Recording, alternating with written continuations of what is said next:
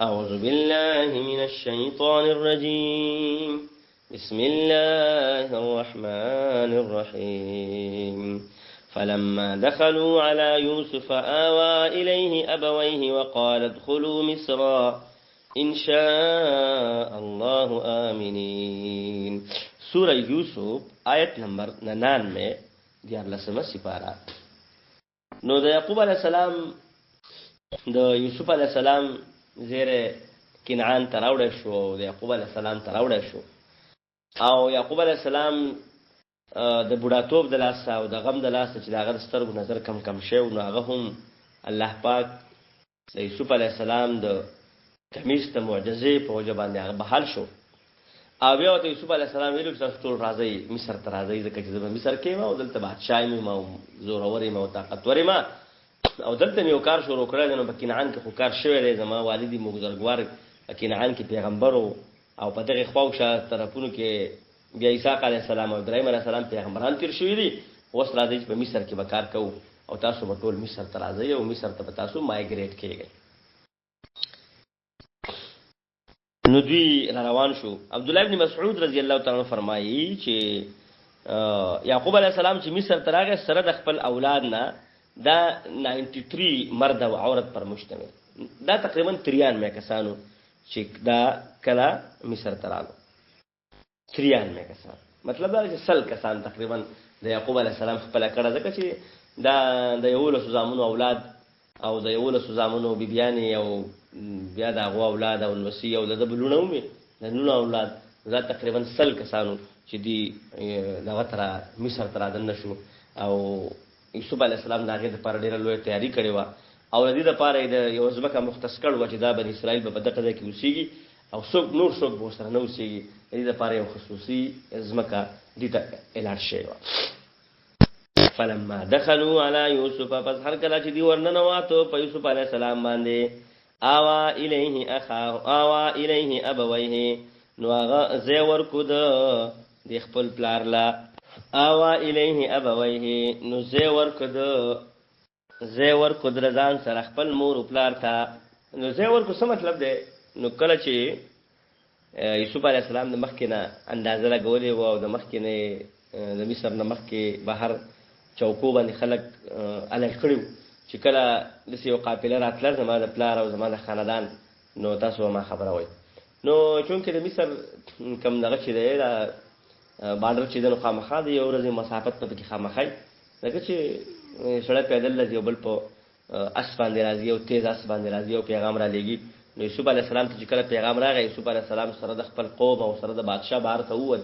د دې استقبال یو کو ځان سره په هغه بوګي کې او په هغه کوم چې شاهي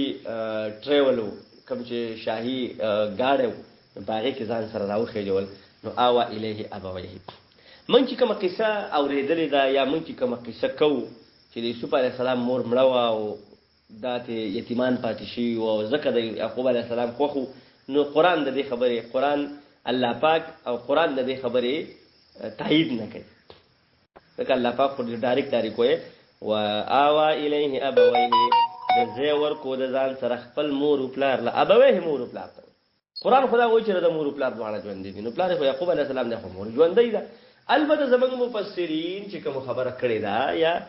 دای د بنی اسرائیل د واقعاتو نه راغستې ده چې د ترور وا چې هغه بیا یعقوب علیہ السلام راغستې ده د مور مړه، نو ترور تم مور وای. به هر حال ترور او کوموري وا، خو الله پاک وایي چې او آوا الیه ابویه، د خپل مور او پلار لا زی ورکو. او په دې خبره باندې څه دلیل په قران حدیث کې نشته چې د یوسف علیہ السلام خپل مور مړه. خو یو قصه ده موږ اورېدل د پوخانه او موږ کو مخکې بم د سویلی کویلی می په تفاسیر کې روانه ده. نو کومړی نو څه خبره نشته او ژوندۍ هم څه خبره نشته، خو قران خدا وایي چې مور او پلار ژوند دي. الله تعالی نو دا موږ چې کوم خبره جوړه کړې ده نو زما خل دغه تاریخي ده کده اصله یوسف علیہ السلام او بنیامین خو حضور خو نه کنه چې مور د خلکو مړی نو د خلکو به خو خینه کشران بچي او خو او نور دغه پکې مو ټول نه خلوی دغه دا کنه چې یوسف علیہ السلام د الله پیغمبر او یعقوب علیہ السلام ته پته و چې دا پیغمبر کیږي ځکه خو او بیا چې کله یوسف علیہ السلام ورکشنو بیا هغه ورو خو خامخا ډیفینټلی به دا پلار خو زیره چې روري مړل او روري غشو ده خپله بیا به سره خامخا ډیره مينو نو موږ چې کومه قصه د مخکې نه ذکر نه چې د مور مړه وه نو الله پاک خو دلته ښکاره دا خبره کوي چې د ځای ورکو خپل پلار له مور له وقالت ادخلوا مصر او ده وویل چې داخل شئ دې مصر ته دې ښار ته ان شاء الله آمنین که الله وغوښته نو په امن باندې ورفع ابويه على العرش او د اوچت کېنول خپل مور او پلار په عرش باندې رضان سره په تخت باندې رضان سره وخروا له سجدا او وګرځیدل دغه د پاره د دارونه تابعدار دلته سجدې نه مراد ګره دا نه ده کم چې سر پزمکه باندې یخودلی ځکه چې سر پزمکه باندې یخودل دا د قیامت پورې اچا د دنیا چې جوړه شوې ده دا اچا ته هم اجازه ته نشته نو دلته سجدې نه مراد او کوم دا خبره وکړو چې په مخکینی امتونو کې د تعظیم د پر سجده جایز و نو دا خبره به ډیره ښه خبره به هم نه لکه چې سجده او چاته سر پزمکه نه کول لا کړه تعظیم دی او کدا د عبودیت لپاره دی دې موږ څه خبرې وو چې سړی وایي چې ما تعظیم د لپاره سجده ولا غواړم کنه ما د بندګۍ د لپاره سجده ولا غواړم د دې سجده نه مطلب دا دی چې دې تاغه لپاره تابعدار شو او سر تسلیم خم چې وته بنګ وایي خلک چې سر کته کی او غلې ودرېږي دغه سجده وایي چې دا ټول په سجده باندې پریوتو او یاد اچي مخ په قبل باندې په سجده پریوتو او د لپاره تابعدار شو وقال او يا ابت ازما پلارا ازما والدي بزرګوارا هاذا تاويل رؤيا یا دا تعویل زما داغه خوب من قبل چې مخکې ما لیدلو سلويخ کاله مخکې چې یعقوب علی السلام کم یوسف علی السلام کم خوب لیدلو سلويخ کاله پس هغه رښتیا شو موږ نن خوب لیدل سبا موږ وایو دا رښتیا نشو ازما خوب خو پوره نشو دا دومره زر نه پوره کیږي قد جعلها ربي حقا يقينا وغرزو دي لره رب زما رښتیا وقد احسن بي او الله پاک ډیر احسان کو زما سره اذ اخرجني من السجن هر کله چې زیرا وستم د جیلنا وجاء بكم من البدو او تاسو را وستې د زنګلنا من بعد رستردینا ان نزع الشیطان چې غرزولو شیطان زما په منځ کې او زما درونو په منځ کې ان ربي بشک رب زما چې لطیف باریک بین دی لما یشاء او دا غچا د پاره چې غواړي انه بشک الله پاک چې دی هو العلیم الحکیم هغه علم والا دی او حکمت والا دی پدې کې یوسف علی السلام په واقع کې چې ما څنګه پرونو ویلو چې پدې کې یو د رونو د پاره یو ډېر لوی سبق ته پدې کې هغه رونه امیران دي او کدا عالمان دي او کدا بزرګان دي او د هر سجدي یو بل سره چې نه لګي د شیرونه تاسو ټول زمونږ چون کې ردی معاشري خلک نو لارونه یو بل سره خبرې اترې نه کوي ډیر خلک دي د یو بل تپوس نه کوي په یو بل باندې ځان نه پیخي او لکه چل شو ده ستا خدي تپوس پوس کړل د بل چا خدي څه چل شو ده لکه په وړو په سر باندې جنگ ده څه چل شو ده چې لکه تاسو په رونه یو بل مخ ته نه ګوري او نن چې دا رونه یو بل ته مخ ته نه ګوري کنه نو ستام ځامن دي او دغه ځامن دی یو بل رونه دی نو بیا به یو بل مخ ته ګوري نن چې ته خپل رور سره د اتانه او د روپۍ حساب کې نو ستام دا ځامن دي ته خپل ځامنو ته شاته سې کا چې دا خو یو بل رونه دي چې دی به یو بل سره سچل کوي موږ چې دا یو بل سره راخ کوو په یو ونه او په یو برید باندې او په یو مرلزمکه باندې نو زموږ ځامن موږ د یو بل راکاږي او کوم یو بل را راخ کوو او موږ یو بل ته و چې رورا تماشري ستاسو څخه خوخه ته وکا هغه ته کشري ستاسو څخه خوخه ته وکا نو زموږ ځامن بم زموږ نه چریز د کیاره وړه دا ټیک ده نو یوسف علی السلام چې کله خپل والدی بزرګوار ته خبره کوي چې زما باندې الله رحم دی نو هغه مخکینی خبره ته سکیپ کړه چې زه د کوی نه راوېستم د کوی ځکه چې د خلکو د مخ یوسف علی السلام لګیا دی خبره کوي نو چې د مصر خلک دی دربار دی شاهي دربار دی وزیران دي ملازمین دي نوکران دي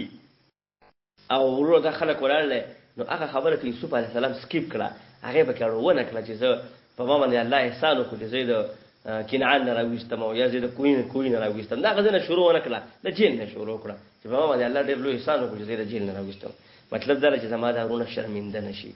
نو په دې سبق کې چې د یوسف علی السلام د واقعې اورېدلې ده نو ګوره په دې کې دا سبق دی چې ورونه د یو بل سره جوړو کی ورونه د یو بل سره کینی د یو بل سره په سورانه ده مړه د وړو په خبره او د خزو په خبره او دا څه خبره ده تا ډېر مزدوري وکړه ما لګه وکړه څه ډېر وکړه کله دې وکړه اوس تاسو هم کړی ده واپس وخت نه راځي کله دې کړل او کډېر دې کړل کم خلک چې بکار د چې یو بل سره موږ روغ کو د یوسف علی السلام دا واقعي موږ ځان ته مخې ته کو بس ته یو توکل. فلما دخلوا على يوسف پس هر کله چې دی ورننوتو د یوسف علی السلام آوا الیه ابویه زی ورکو د یوسف علی السلام خپل مور او پلار تر ځان سره وقال ادخلوا او وی چې نن زی مصر دی خارتا ان شاء الله امنين کله او غفته په امن باندې ورفع ابویه على العرش او چوت کړه خپل مور او پلار د ځان سره په عرش باندې کینول خپل مور او پلار د ځان سره په عرش باندې وخروا له سجدا او وګرځیدل دا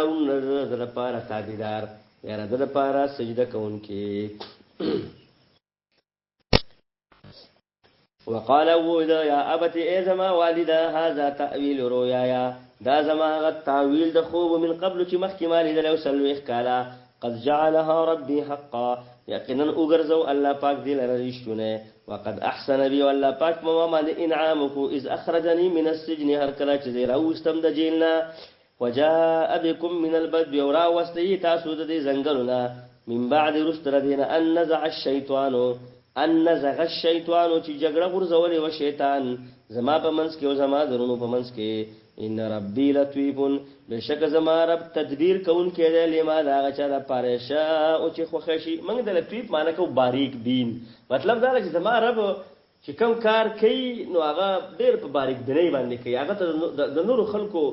عقل او ذهن هغه خبره ته نه رسي چې څنګه الله پاک یوسف علی السلام د مصر بادشاہ کو نو د څه شو بادشاہ کوله چې په کنعان کې مطلب ولې نشو بادشاہ کوله هو نه الله پاک کو من چې دنیا ته را لګلیو دا دنیا مسبب دا دنیا د اسباب زیاده من بدلته اسباب لټو نو الب مخکسو اوس یو سره په کول کې نهسته یا الله اسرائیل غر کې د اسرائیل نه غر کې ښه او یا الله کشمیر فتح کې او یا الله منګه د ظلم نخلاص کې د دې ظلم نه څوک نخلاصيږي دا براوته غواړي دې لپاره به ته ګدو غواړي سټرګل یا الله په موږ باندې اسلامي حکومت راولي یا الله موږ د غلو نخلاص کې اوټ بغلو لورکو یا الله موږ د ډاکوانو نخلاص کې او مرګره د ډاکوانو ما د سره ډاکوان نخلاصې ده نه کېږي یا الله زمونږ حالات بدل کې او حالات موږ ځان نه بدلو دا د اسباب دنیا ده دلته به اسباب لټه دلته به الله پاک بغیر د اسباب دلته کار نه کوي باران الله پاک بغیر د ورځې نه ورولې شي الله پاک په وړي کې واور نه کوي کولای شي خو په جمی کې کوي په دسمبر جنوري فروری کې کوي الله پاک په جنوري فروری کې د ګرمي نه راولي کم چې په جون جولای کې راوستي شي ولې چې الله پاک د اسباب تحت موږ لا دنیا پیدا کړې د اسباب تحت بکار کوي نو دا مطلب شو چې ان ربي بشکر رب زمان لطیف تدبیر کون کړي په بارک بنې لما لا چا پر شاو چې خوښي شي انه هو العلیم الحکیم بشکر الله پاک علم والا او حکمت والا دی صدق الله العظیم.